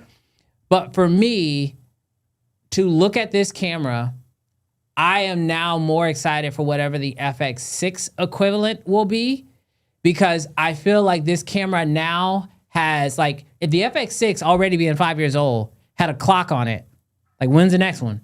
Now, it hasn't even, like, now they sped it up, because this camera is great. Where are these features in a camera like that? And I don't know where it's going to sit in the lineup. I still believe that they're not even going to do an FX6 Mark II. I think they're going to go very similar to the FX3 to FX5. We're going to go FX6 to like FX8 or 7 or something like that. They'll pick a higher number. Justify a higher price. It'll probably cost like around $7,000 to $8,000. I'm thinking it's going to compete with like the Canon C400, like price point wise. But with all these things in it and give me built-in NDs, because I mean, I think we all can agree all cameras are good. Even the little pocket cameras now are ridiculously good, way better than they deserve to be. So now it's coming down to functionality. And I think even people in the chat, most people are arguing over like, you know, is this camera better than that camera for the price? But the one thing that is hard to put in a context is, what do you use the camera for and what feature is most important to you? And I think that's the difference, because I mean, I'm excited to see Kofi's video on the C50 versus this camera, but I already know, because like when Mark Bone sent me the footage, I think he posted it on Instagram now, but a couple days ago when he sent me the footage of the FX3 and the FX5, I ain't gonna lie, until he put them side by side in the same clip, I couldn't tell the difference. You can't tell the difference. But what it comes down to is, what does the camera offer? Like the usable factors. Like if you need more dynamic range, then cool, now you've got it. Or if you need internal NDs, okay, does the camera have it? Or does the camera give you RAW so you can change certain aspects later in post? You have that flexibility, frame rates, all those things. So I think now we've peaked, as far as I'm concerned, we've peaked at camera image quality, probably back at the R5, what was the C? Oh, was it R5C? I think Yeah, the around, R5. I think the R5, R5 around that time period, S1, 2, like everybody who came out with their cameras at that point, I think that was where we peaked on image quality. Now, image quality isn't going to be the deciding factor. I think it's going to come down just made to a reel the yesterday usability. saying this. Like, the image quality is no longer a factor, bro. It's usability, ecosystem, all of those things are becoming like more paramount and more important than image quality is. Yeah. Just to drive this point in too, I don't know why more people aren't talking about this, but the 5K resolution, you have a lot of people saying, oh, it's not 6K, it's not 8K. And those people, I don't think they even realize you don't need that. Like, again, I just watched FX5 footage on a vintage anamorphic on IMAX, and it looked like every other Hollywood movie I've watched. The important thing is, you know, we have the Pixis 12K. That's one of my favorite cinema cameras. The image quality is insane on it. But in order to save file size, you have to go down to the 8K. When you do that, you lose a couple of stops of dynamic range. So right there, the sensor's taking a hit just for file size. The ZR, we already know the RAW is great on it, but the file size is pure garbage. Everybody hit the like button unless you want to be like the ZR. When it comes to Canon, again, we have 3 lens options. So even if it does have open gate and internal RAW, you know, it's a bust right there already. Obviously, the Lumix S1 II, similar issue. There is no great internal RAW on there, and there's limited lens options coming out. So the fact that Sony chose 5K And that's the full power of the sensor. You're getting all the max dynamic range, you're getting some of the best readout speeds on it, and you're getting super compressed 16-bit linear RAW, which is some of the best internal RAW that you can get in a camera this size and at this price. Like that alone shows, they were kind of looking out on like, hey, we can, there, no doubt they probably have 6K and 8K sensors on standby to throw in cameras. They could have done that, but they went with 5K. And I don't have to do any workarounds now. I don't have to pixel bin. I don't have to do any of this. I can just use the pure sensor and not have to worry about file size. Like little things like that. That's where using it, I'm like, this is it. Like this is, again, everything looks good now, but now we just need cameras and workflows that are friendly to our current environment of just content, but trying to make it high quality still as a filmmaker. You know what else is dope about this? All of these features that they dropped in the FX5 are going to trickle down to the other cameras. So imagine what the ZV-E1 Mark II is going to be, or the FX50 or whatever it's called is going to be. So I just think it's dope overall. Well, actually, that actually brings up the next point that we have, which, from you guys who obviously we're in a unique spot, I think, in the world of Sony, where it feels like for the first time they're actually listening to what we want, what we need. And we actually got a super chat that came in kind of simultaneously that was sort of speaking to the same points. He says, what if an FX50 is next, APS-C version at half the price? I don't know if it'd be half. They might take 1,000 off. But half the price with improvements to the next chipsets from Sony. I wonder for you guys, what do you think Sony needs to do next? Because it's clear that they have some momentum. Sony needed a win. They got it. The camera's a win. I mean, even if you don't shoot Sony, even if you don't like Sony, you got to look at this, like just the tech alone and say that the camera's a win. So now that you have this, what do you do next? What do you think, Cam, we'll start with you. What do you think Sony should do next to capitalize on the momentum and on the camera? I thank you for finalizing the question like that because I was not paying attention. I think if they put this kind of system into a ZV-E1, I'll be all over that shit. I'd be all over that. Obviously, it's probably gonna have overheating issues and all that, and obviously in an FX6 too, with just internal NDs, and take away that disgusting screen that's on the FX6, and give it a better layout as well. Also, Jarrell's being awfully quiet. Are you crying over there? What's going on? I'm frozen. You thinking about switching? What's going on over there? Nah. Nah, I'm good. We're good. I'd like to go next if possible. Go for it, Terry. All right. So I do want to give Sony their flowers because we do it for all the other companies. When Canon was on fire, dropping back-to-back bangers, we gave them their. Sony has been on fire, bro. The A7V, the A7R6, now the FX5. So I do want to give them their flowers. What do I think they should do next? I think it's two things because they already got lenses on lock. They got that whole thing on lock.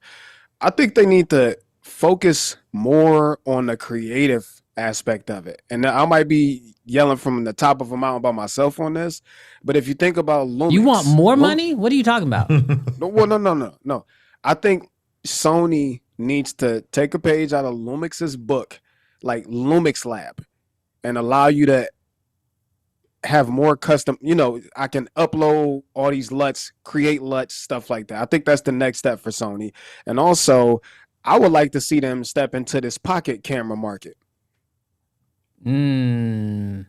Or retro bodies. Or retro. I think that's what Terry's getting to, Yeah, I don't know. I know you have that what's that overly priced little the RX1R?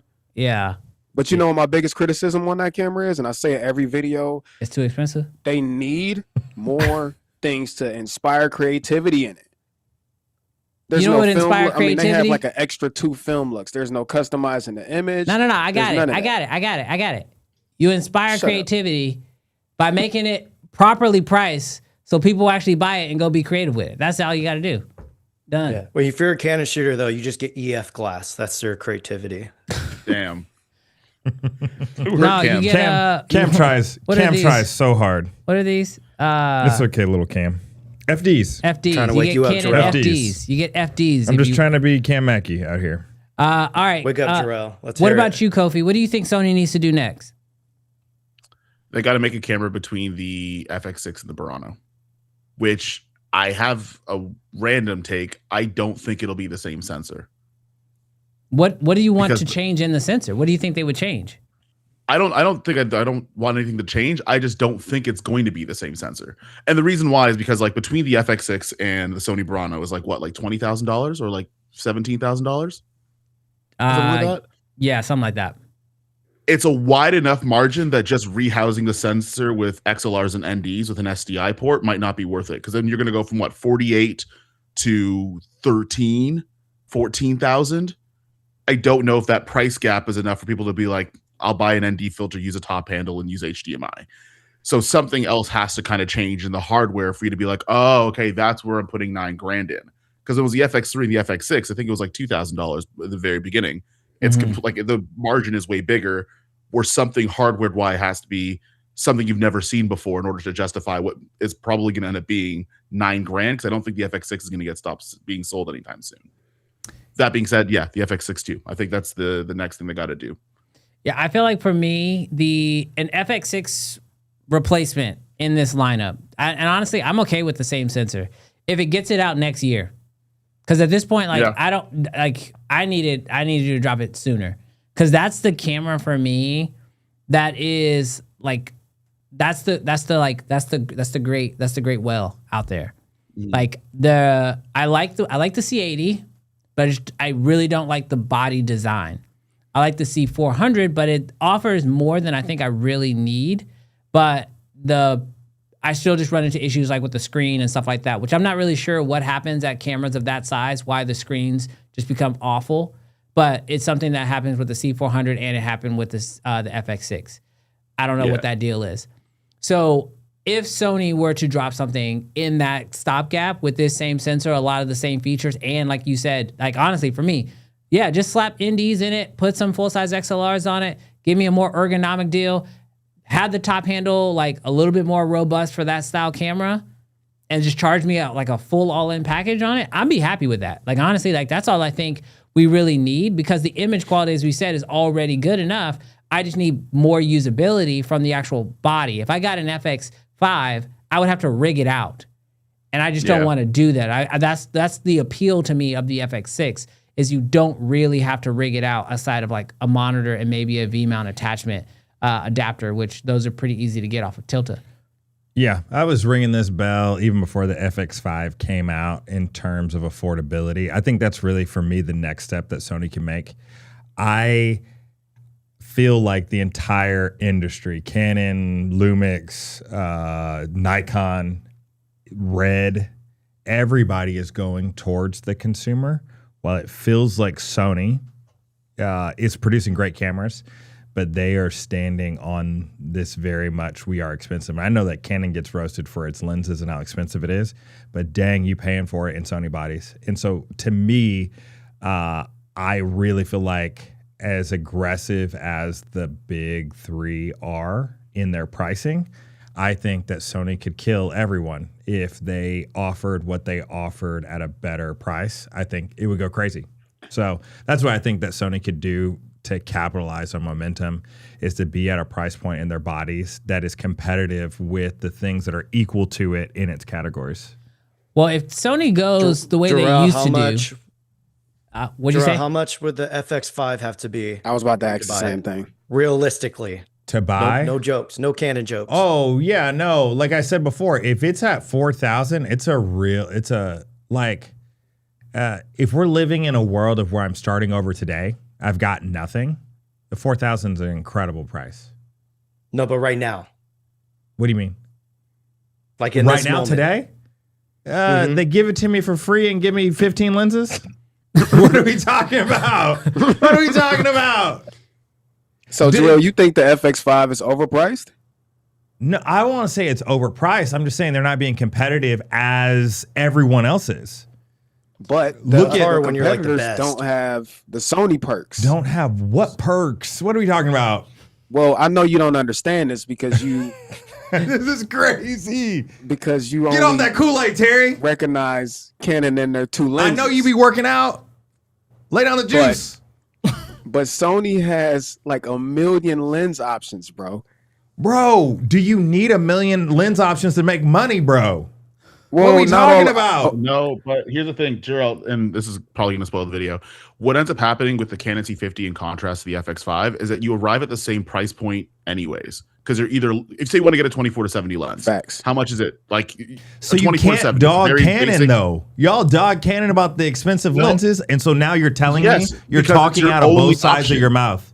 Not you, No, Kofi. Canon gets dogged for. Okay, I was gonna say Canon Yeah, gets yeah. dogged because of their expensive lenses. Because they in autofocus, that's your only choice. Facts. Where Sony, if I decide I want to get something with 95% of the way there for half the price, I can go to a Sigma, a Tamron, or anything else.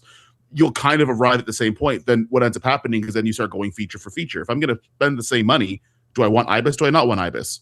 Some people are vocal in the chat. They would rather have IBIS. You're spending the same money, then the FX5 gets a point. Do I want open gate higher frame rates? Or do I want open gate 7K? Some people might argue 5K is more than enough. I want 60 frames. Then now there's a point for the FX5. Again, you're spending the same money, but then now you start to tick up these things because of Canon's closed mount. Canon's closed mount works against them when you're talking about the FX5 and C50. Yeah, I'm not. So here's the deal. I'm never defending their closed mount. Never saying that's a good thing. Want them to open it. Would love Sigma. Would love Tamron. Love all those things. I'm just saying I want to make two things clear here. When you guys like bag on the expensiveness of the RF glass, one, obviously it is expensive, but it's not like your bodies are more expensive. It comes out to the same. And so you literally talking out of both sides of your mouth on that. And then number How do you- two, what do I you think need to we get the camera also to work, talk though? about, hold on. Number two, I think the thing that we talk about, because Terry joked about it, but there's like two lenses. That literally comes out of a place of not keeping up with Canon lenses. Dude, in a very that's genuine so way. false. Then if it could have been a joke, but if you say they got two lenses, bro, Okay. you don't even Two is know a what you're stretch, of talking course. about. You don't even know what you're talking about. So Two, okay, in obviously reality, two is an exaggeration. I know it's They an have exaggeration, but lenses, like just people one act option. like it's not a fully matured out deal, like a lens. Can I explain system. it? All right. So for you to get any decent lens on Canon, right? You got to spend a lot of money, gang. What's a lot You got for to you, spend Terry? a lot of money. What's a lot They for you, don't Terry? have many cheap quality lenses. Terry, on what's a lot RF for you? mount. Oh, I'm about to give it to you. So Sony, on the other hand, right? I have the option of buying a $200 lens, a $300 lens, a $500 lens, $1,000, a $2,000. Canon don't? So Canon don't? no, They don't? no. Okay. Not then that's what I'm native saying. That's the RF part that mount you're glass. missing. That's the part that you're missing. That's what I'm saying. not You don't know I about wanna Canon's go lineup. adapt to no other lens. Okay, hold on. So I'm gonna be real biased. I'm gonna be biased in the sense of I see where Terry's coming from and I see where Jarrell's coming from. But here's the Jarrell's actual fact. wrong. Here's the fact on this. Canon does have more lenses than Terry's giving them credit for. But when you are a Sony shooter, the vastness of Sony's like 100%. actual lineup of lenses, like the first party lenses, outweighs Canon by a long shot. But the main lenses that we're gonna actually talk about, your 24-70s, your 70-200s, your variety of those, the expensive Your versions, primes, and then your your actual cheaper versions. Yes, like all the base lenses that we really need are there. Sony's always gonna win the argument though, because you got cheap ones like Tamron coming in the game who are willing to You offer got those 350s. Yes. Yes. I And get you it. got multiple brands to go with. So while you ladies are gonna argue over which system is better, we're gonna let Kofi. Don't call me a lady. But Terry, I want to 100K tell you, Kofi? Terry, I understand. Canon shooters are the new soy boys. It's official. You wish. Anyways, Terry, I will tell you, this is me coming to a middle ground with you. I can agree there's far more E-mount lenses available.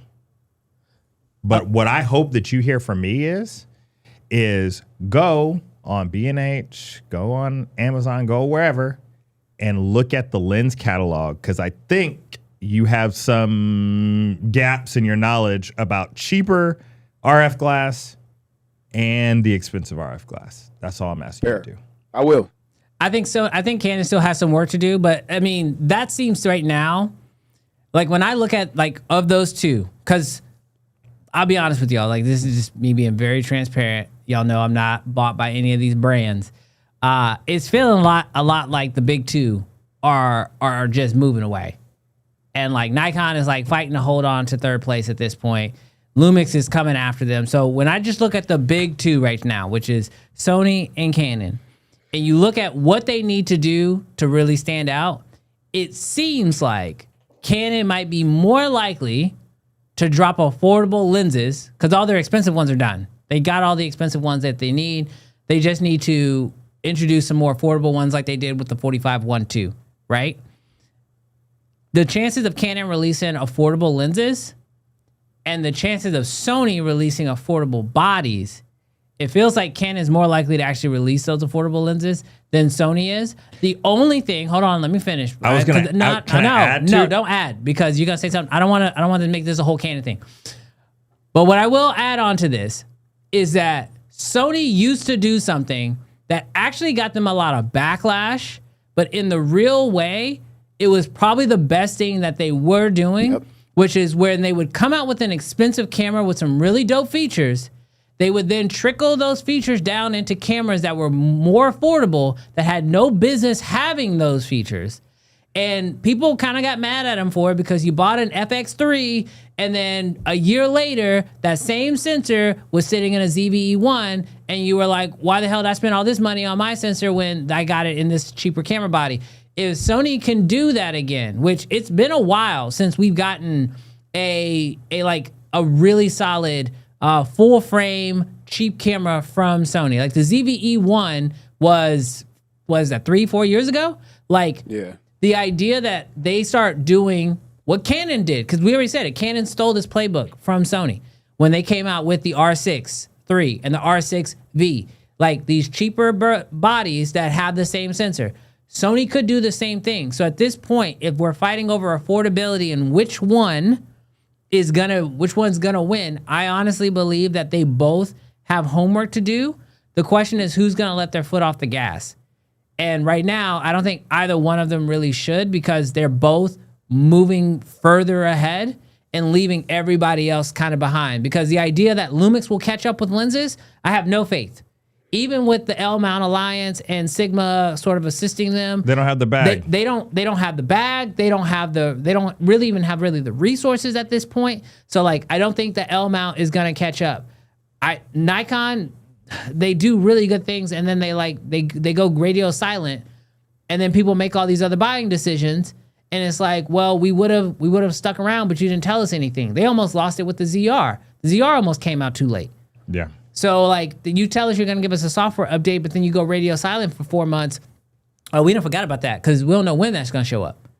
So I think that both Sony and Canon have a good place right now. They both just need to win in their areas. Sony needs more affordable cameras right now because their numbers are going in the wrong direction.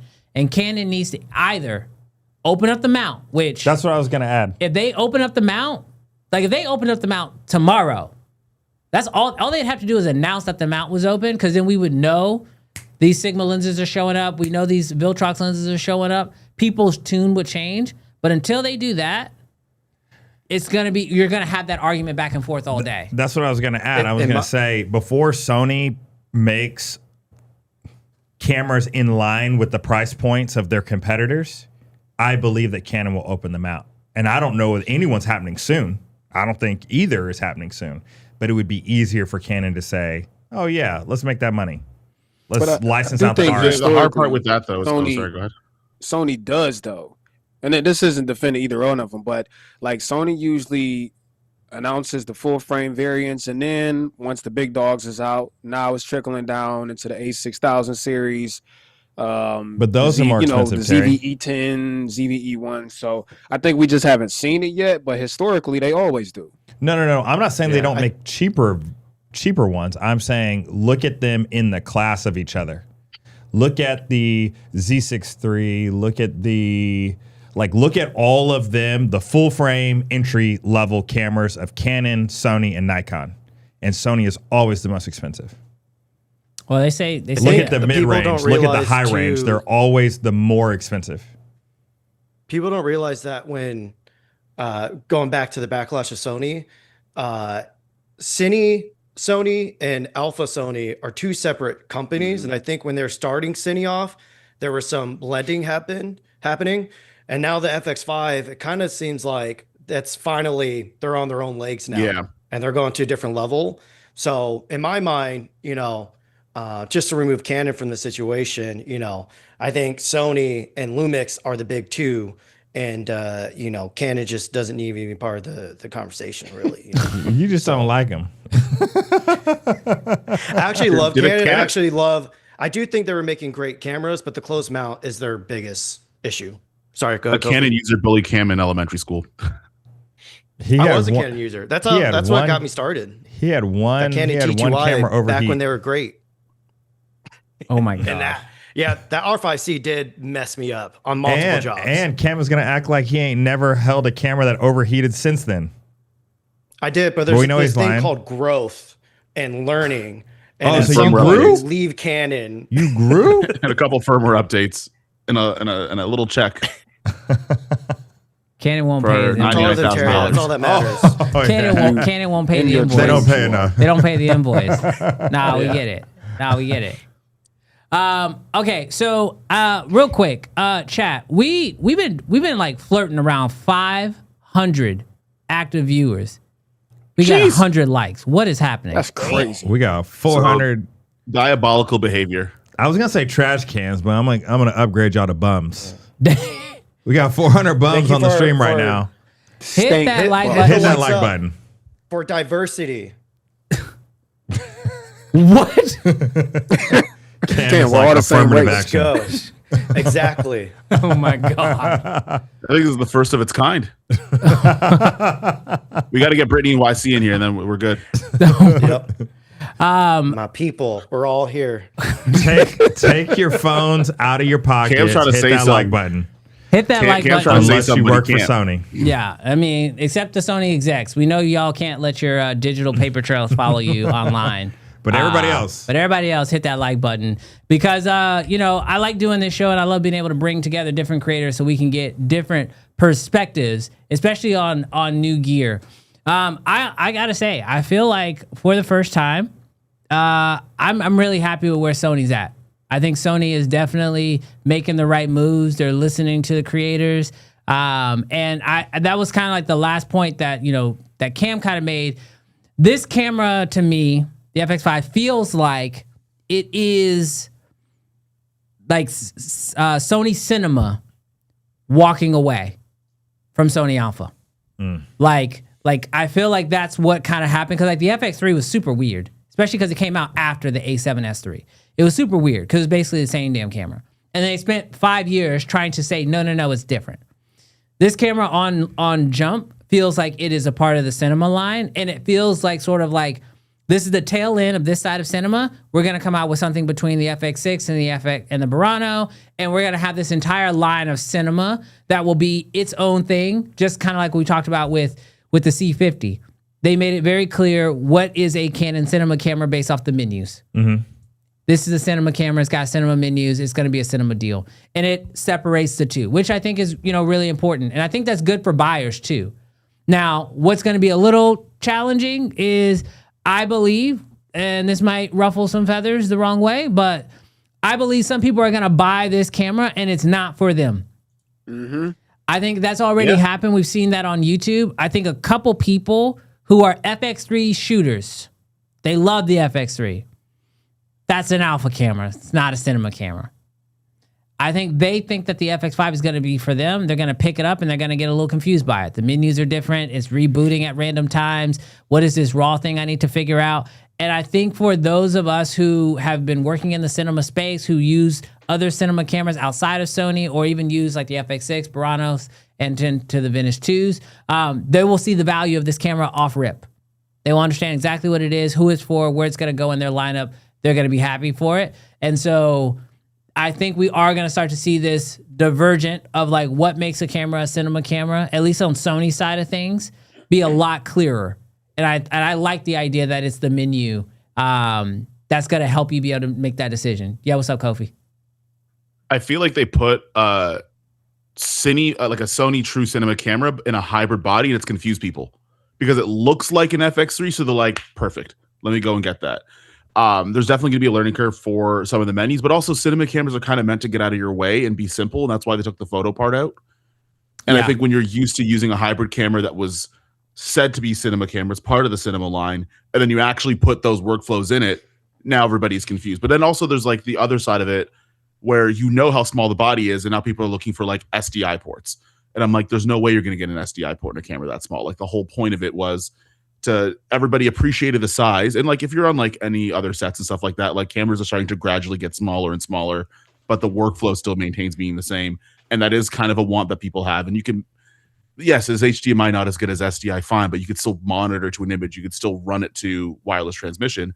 But when you put what's supposed to be more of like a true cinema camera, but you make it really, really small, people that are used to the really, really small cameras are right. Like you said, they're going to be rightfully frustrated, to which you only be mad if you're angry at learning stuff. Yeah. You have to learn how to use your FX3. Like they changed the UI on it 2 years ago and it had a different layout back then. You just have to do it again. And if you're going to spend $5,000, I think this is a little different though. I think this is going to confuse a lot of people. Because this is not a camera for creators at all. And I think a lot of people who had FX3s work and are looking at FX3s are creators. And it was clearly meant for hybrid creatives and some, on-set work or whatever. But this is absolutely not for creators. The first time I picked this camera up, especially with me not coming from the cinema world, I was ready to throw this thing out the window. Like I was trying to switch this mode and it was like, no, go change that first. And then you can do this. No, you know what I'm saying?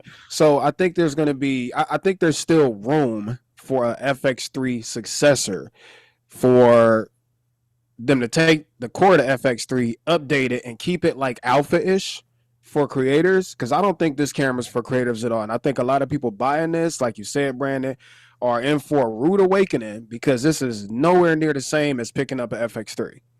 Yeah, most of the complaints I've seen online, their complaints never dawned on me because I've used red cameras before. And there's a lot of times where the camera has to reboot if you're switching a mode.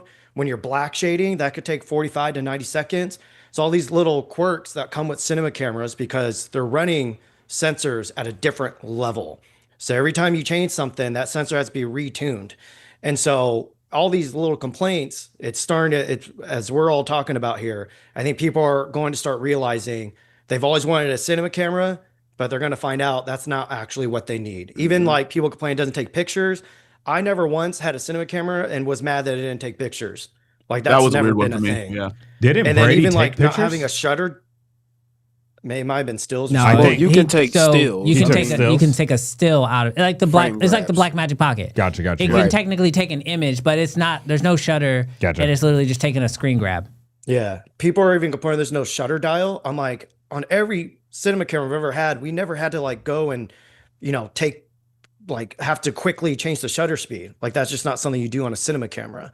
So all these little quirks, I think people, as we're all saying, it's going to be kind of a rude awakening. They're like, oh, okay, yeah, I am more of a hybrid mirrorless person, which is fine. That's Like great. if that's you and that's what works better for you, then you can stick with that. And you have cheaper options then.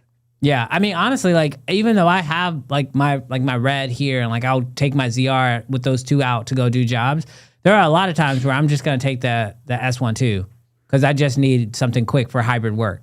Like I don't need all those things, and in fact, having all those extra options just kind of gets in the way when I'm trying to shoot. So I think there's like a world for that hybrid camera, and now we actually have those decisive differences. And to Terry's original point, this nice thing about Sony is they give you all the options. I can't remember what camera was it that Gerald was saying that this actually shares the same sensor with? Is it the A75? Technically, it's the A7R6. A7R6. So I feel like the way that we've already seen this sensor used in other cameras, Sony, I mean, this has been their playbook all year, reduce, reuse, recycle. I think we're going to see this sensor recycled a couple more times before it's like phased out and they go to some other route. And so I think we'll see this sensor in another camera, something maybe a little more affordable with alpha menus, because it's already clear that they could do that. It's not a bad thing. Like there was a post on Threads I actually responded to like 3 weeks ago where somebody said all Sony does is reuse the same sensors in different bodies. And I was like, Okay. Yeah. They've been doing that with engines for years. You see a Hemi in 3,000 different forms of cars. It doesn't mean that the engine's trash. They just find different applications for different people for it. Yeah, the one thing I'll say Also, about like- sensors though is that it's a lot of times how they choose to use the sensor. Because I mean, what was it 2 years ago or a year and a half ago? I learned this lesson like the hard way when I found out that like the Z6 III sensor, the S1 II, so different camera brands, same sensor, and now the ZR all use the exact same sensor. Yep. The look is not the same. The functionality out Just of the 'cause- cameras are not the same. So sensor doesn't mean everything, which is why I kind of like it when you get what's capable out of a sensor, it kind of opens up what's possible if you put it into a different body. But I will say that it is very different because even just a different manufacturer, I still don't know how the S1 II is able to pull the image that it can, and the Z6 III doesn't. Even the difference within Nikon and Nikon, like the ZR, in my opinion, pulls a slightly different look than the Z6 III does. And I wish they were actually more in line because the Z6 III at least gives me full-size HDMI where the ZR doesn't. So it's like, it's not necessarily apples to apples just because they're reusing a sensor. Well, and just because the sensor comes from the same wafer, that's all that means.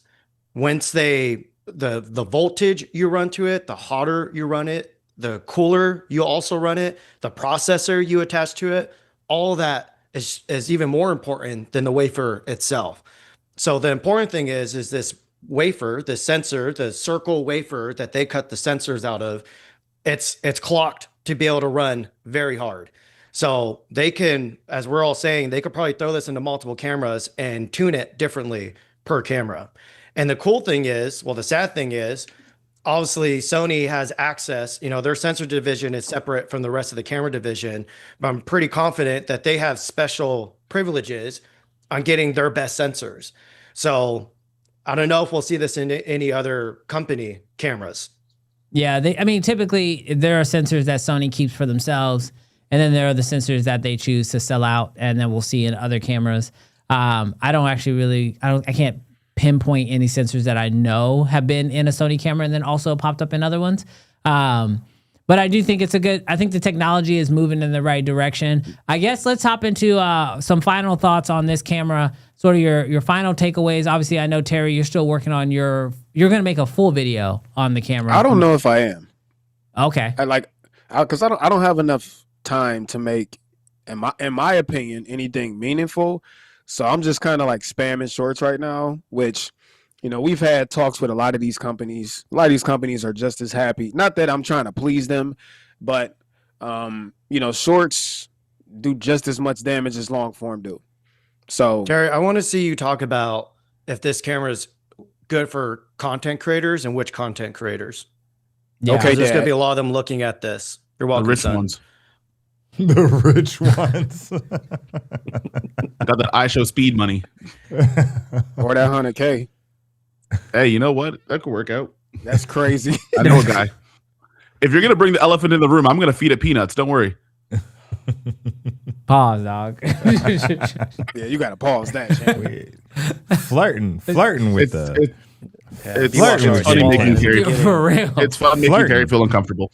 460. All right, so we'll go around the horn. Final thoughts. Jarrell, I'll actually go to you first because Okay. you have been pretty quiet on this one. Nope. But out of respect, we got a lot of guests here. Yeah. So final thoughts. FX5. What are you thinking? Yeah. Great job, Sony. It's a good camera. Put it on sale. All right, Terry. Banger. I'm buying one for sure. Full price? Hell no. Friends and family. Cam. Final thoughts. I might buy two, one with IBIS and then one without IBIS. Why? Think about that. For the anamorphic stuff. There's a lot of times where we're shooting, like locking off to trucks and chasing horses and all that. And the IBIS, I'm not confident they'll ever give us anamorphic IBIS. And even turning it off, it's going to ruin so much footage. So I might just treat it like have one as a typical FX5 and build one out similar to like an FX6, and that one will be the locked off IBIS. But I'm going to pitch Sony some stuff because this camera has me inspired and it's making me want to go film some stuff. So he said, just because you see it in his hand doesn't mean he paid for it. I'm definitely going to put an order in though with that discount. But yeah. All right. What about you, Kofi? Final thoughts. Pre-ordered 2. Unfortunately, being Canadian, the discount doesn't work the same way. We better like it because I don't think Sony's going to come out with another one for a while. Like, you're not going to get a FX5 Mark II. You better be happy with it because you're going to be waiting 5-6 years before you hear them say anything in this category. But yeah, no, exciting camera. I think it gave everything I think most of us asked for, and yeah. You buying? I'm not buying. I'm not gonna lie to y'all. What? I'm not buying. He's stealing. No, look. My deal is like this. Buying a camera like this to me, like I'm being very realistic, would be a sign that I am moving fully into the Sony ecosystem because it is one of the most walled off gardens that there is. And not in the sense of like lenses, because I understand that there's different lens mounts out there or different lens options out there. But if I'm going to use that, if I'm going to get this camera, then that means I am for sure, like if I'm going to use that camera on like a big production set, then I'm for sure going to have to run an FX6. I'm for sure going to have to go to a Burano. And realistically, right now, there is no, like, I don't trust using this camera and an FX6 side by side on set. Like, I just don't. Like, I wouldn't want to do that. It would be. You're saying FX5 is the gateway drug. It is, but they don't have the next drug in the lineup. Like, I'm not gonna go from marijuana straight to heroin. You know what I mean? Like, I need to stop. People do. People do. But I need a stopgap in the middle. middle. Give our guy some cough syrup. I need a stopgap in the middle. And like, to me, there's two options, really. Like, bring the Burano's price down, which I think that the Burano is a great middle ground. But it's just, in my opinion, it's a little overpriced for what it is. 15? It's 25. No, I'm saying bring it down to 15. Yeah. Bring it down to like 15? Bring it like around 15. Because I still think that like right now, as far as like a working man's camera, and like for what I do, I cam up and I DP a lot. And when people come into the city, and this is typical, at least in Houston, I can't speak for everywhere, but when people come into the city, they want Sony. But what they want is an FX6. The question becomes, can you afford the FX6? Sometimes it's not, so they end up getting an FX3. If they can't afford a rental package, then they get what we got, and then we're gonna run the ZR, the Red, or whatever. But like that's normally like where we're like how I do my stuff. I know that like if I had an FX6, I could rent it out on these jobs when they come in asking for it. It'd be a very easy sell. But today, it's really hard for me to pick up the FX6 now, knowing that the FX5 is there. But I need the usability of the FX6. So I am ready for... Someone proves that the FX5 is just, the RAWs that's just as good as the Red Raptor RAW. Would you do it? As like a BC cam? No, because of the mount. That's my issue. I have bought... like you don't adapt? I adapt the other way. I can put my Sony stuff onto the Nikon, but if I buy anything for if I buy the Sony, I can't put any of my Nikon stuff onto the Sony. And that's my issue. And I'm trying... PL lens, baby. What'd you say? PL lens, baby. Yeah, but... just get a PL adapter for everything. I mean, that's what I've got now, but it's... if we're talking about spending that kind of money on that camera, I want that Sony sticky AI autofocus. True. Like, to me, that is the thing. Like, if the Red had Sony's level of autofocus, I don't even think we really even be looking at anything else right now. But the Red doesn't. So that makes... because, like, I mean, yeah, I would love to have a first AC pull focus for me every single time and be able to trust that. But, like, I'm a working professional. I'm not going to not take a job because I can't bring up a first AC. Like, no, I'll let that autofocus work if it needs to because the bill's still got to get paid. So, like, as a working professional... I like having those additional features. That's why I want that thing in the middle. Because the built-in NDs, I mean, I'm not even gonna cap. Like, I don't always just do like production stuff too. Like, some stuff is live streaming. So like an FX6 is a banger live streaming camera. Also, we use those on productions all the time. FX9s. That's like the only time I've ever used an FX9 is for live broadcast stuff. Like, cause you can cam up. So like for me, that is what I'm looking for. And then the only thing that sort of makes me maybe lean more going towards Sony in the future is the thing that Cam said. Everybody in the lens space is going Sony. I mean, we've already seen it. We have Tilta and Viltrox both coming out with autofocusing PL adapters, and they say they're gonna go Nikon. They say they're gonna go Lumix. They say they're gonna go Canon, but I don't see it coming anytime fast. And where they at though? And even if they do, we know that the software updates are gonna roll out to the Sony ones first. The version 2s that get better are gonna roll out to the Sony ones first. So I'm leaning that way.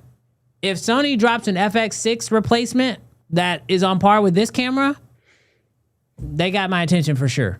As actually buying, like actually spending my money, because I don't have the deals with Sony and the brands and all that stuff. I don't even know the discount that they freaking talking about. Hook me up. Sony said, No.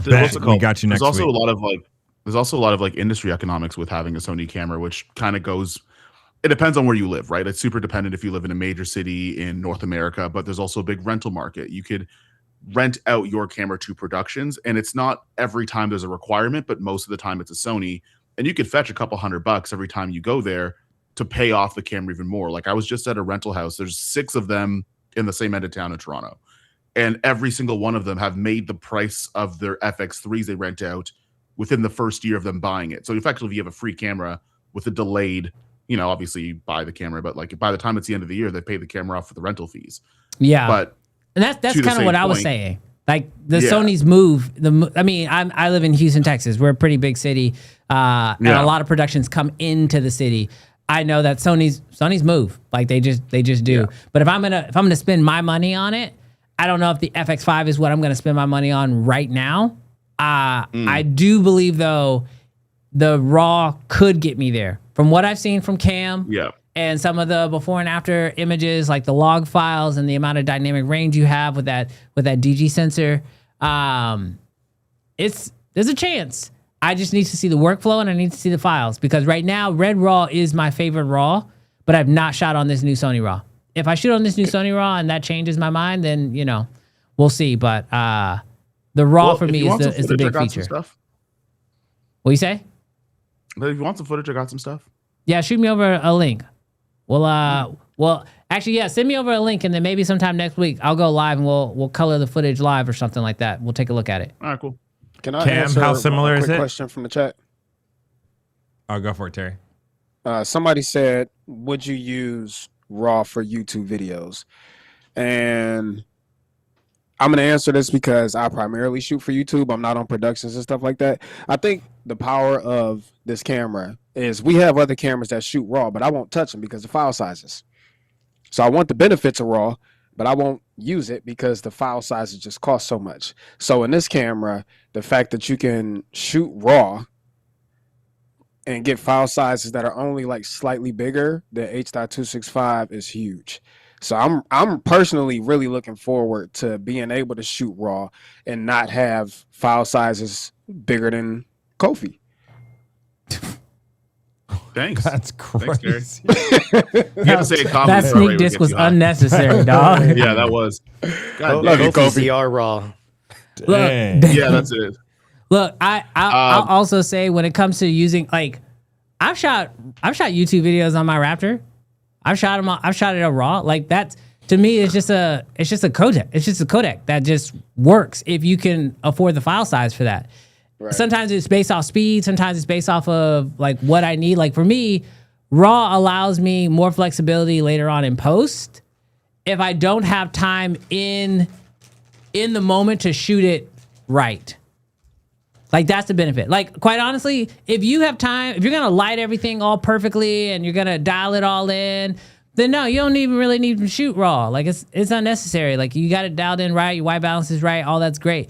for me, the raw comes in handy when either I'm going to be handing it off to a colorist who doesn't like, who I know is going to want as much information as possible for the bigger projects, or like when we shot that documentary and we were moving, I'm talking moving. We shot the entire thing in red raw because we didn't have time to set white balance from room to room with all these overhead random lights, and we were running inside and outside.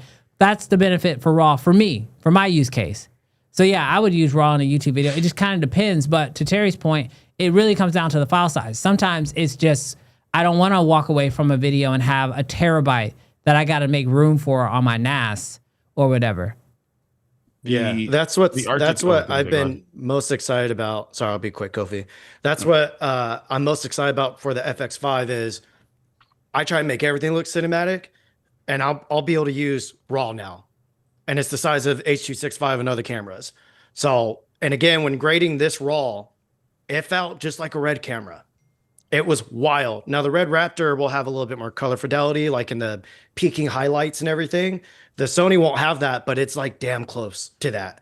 So for me, you know, my specific way of making content, I think it's like exactly what even when the H.265 comes for OpenGate, I'll still be using it, the RAW. Yeah. In context, because like, I mean, there's people probably in the audience that don't make YouTube videos, but like in terms of how much memory costs are, the Arctic doc we just did with the Nikon ZR body, the amount of money I spent on storage, I could have bought an FX5. That's crazy. On just that one project. Like I have the SSD right here. It's this little blue guy. Buying one of these, and we had another mobile drive. I think it ended up costing like $2,800, and that was one documentary over like 4 or 5 days because we wanted to shoot everything in R3D. And that was that wasn't even shooting everything on the ZR. Like we used the Raptor where you can go to ELQ, and even then, the amount of money on data, and that's kind of where like, yes, the ZR, like that's kind of when people are like, oh, the ZR is half as much. I'm like, yes, but over time, if you store any of your footage, you'll eventually get to the price of an FX5 to begin with, which is difficult. But also, yeah, using C2, I think it's like almost 5 hours to a 1 terabyte card versus 90 minutes. Yeah. Yeah, them storage prices need to come down. We need them storage prices to drop instantly. Stop doing those AI generations. Yeah, stop using up all the water. Hey, Hicksfield for the win. Hey, don't say their name. They didn't pay. Stop saying thank you every time you use ChatGPT. Well, fellas, I appreciate y'all coming in and sharing your thoughts on the FX5. It's crazy. It was like I said at the top of the show, I feel like it was the biggest build-up for a camera I've seen in a long time. I wonder how that run is gonna go long term. People are gonna still be excited about it in the future. I think it's got a lot of hype, but it also was, you know, it showed up in a desert. People were thirsty. They were ready for the next camera, and now that it's here, we'll see if it actually satisfies them when they get it in hand. Terry, you're gonna be working on some Instagram stuff. If y'all haven't already, Kofi released a 30-minute video, 32-minute video, something like that. We watched it on the launch day. What was that, Wednesday? We watched part of it on that day. Definitely go check out his video. Probably one of the videos that actually goes very in-depth on this camera versus the FX3, which I really appreciated. Like he actually showed them side by side, which was nice. Also, Cam's video is out as well. Has some amazing, beautiful shots in it. Halfway through the video, he just starts talking about Leica for whatever reason. I'm not really sure what that's about. But he won't be disrespected if you hit the little 5 second till you get back to the FX5 content. But definitely make sure y'all go check out everybody's content here on the channel. If y'all haven't yet, hit that subscribe button on our channel. If you like this, hit the like button as well. If you guys want us to continue to bring guests on, I saw Ryan was in the chat, but it went by real fast. He said, where was his invite? Ryan, I've invited you on this show like twice, and you bailed both times. So let's just keep it a buck. Don't go in the chat saying one hat. Ask him. He ain't here right now. What you say? Ryan only has a limit of 3 text messages he'll send any one person, and he might have used all 3 of yours. That's why he didn't get an answer. Maybe. I don't know. He booked 3-day film school, and then he couldn't make it to that either. So I got a little bad blood for you, Ryan. Damn. No, all love. That's at least 2 texts right there. You're right. I wasted it. I wasted it on 3-day film school. I have one He's waiting final to text thing you to from say. condo. I'm under NDAs, but the competition next year is going to be hot. Your breath is also that's hot. Cam's flex, bro. Jesus Christ, Terry. Cam's flex is like I can't talk about nothing, guys. I'm under NDA all the time. I have Real one other salty thing, right and I now. feel like there's Canon just a, No, feelings. you just Right. flexing on us all the time, Cam. Canon about you? feelings. Right. Kofi, Make you it have feel one? Feelings. Go for it, I have a Kofi. feel good message. If watching all the FX5 videos make you feel a little bit more confident, secure that you've like made your camera decision and you're not gonna go and spend $5,000-$6,000, that's actually a beautiful thing. Because I think the secondary part of the FX5 is that some people are realizing, hey, maybe I don't need this thing, and I'm pretty cool with where I am. I think most creators are like, hey, don't buy this thing if you don't have any use for it, don't buy it, right? And I think the FX5 has kind of made people kind of have a shock, and they're like, you know what? I don't need this. Maybe I'll get like a Pocket 4P, or maybe I'm cool with the ZR and I just delete footage every day, or I have my S1 II and I have nothing to worry about. Like, there's a second part of that where yes, people are going to upgrade, but also there's like some people that feel more secure with their choices. That's also really cool too, and actually probably more interesting. And So- it's okay to just sit down and not buy anything. Nah, that's not what this show's about. Terry, any last words from the people? Just Cam's breath is out of control. Dang. Cam, any last That words sounds for like the you're people? really close to Cam to know that. Terry, take your hat off. Take yours off. You crip now? This is all hair. Hey, Kofi, Take yours off. what would you do for $100,000? Terry, the same thing you would do for free. That's crazy. All right, we gonna hop off here before I get y'all all canceled. Chat, thank y'all so much for rocking with us. Again, be sure to hit that like button on the way out. If you haven't already, hit that subscribe button. I love doing shows so I can bring my friends on, and we have the best conversation when we do it that way.